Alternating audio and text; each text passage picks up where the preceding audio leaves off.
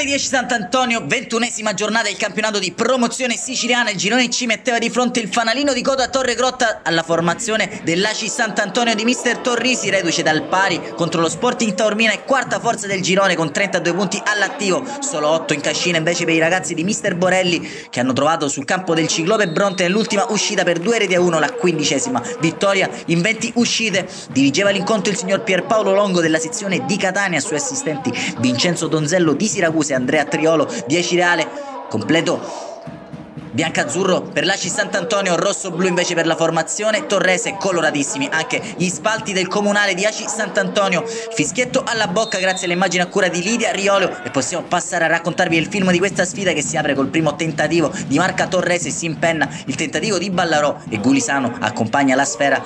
Terminare in corner, ancora Torregrotta in avanti con Abate che riesce a servire rasata, posizione decentrata, ci prova comunque il numero 9 degli ospiti, il suo diagonale è insidioso ma non quanto basta a battere Gulisano. Dall'altro lato incursione di Borzi, scorribanda sul binario destro, palla a rimorchio dove arriva il compagno di squadra Giuffrida, il suo diagonale a fil di palo.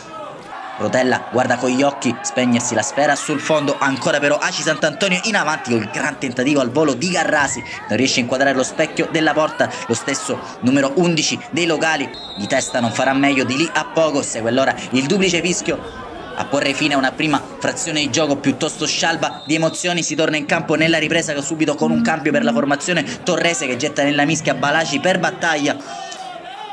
Sta comunque tenendo bene il campo la formazione di mister Borelli, che ci prova anche con Di Stefano, che non disdegna qualche sortita offensiva di troppo. Dall'altro lato però si fa notare in avanti l'Aci Sant'Antonio col tentativo di Mazzeo non abbastanza potente da impensierire Rotella, che si accartoccia sul pallone.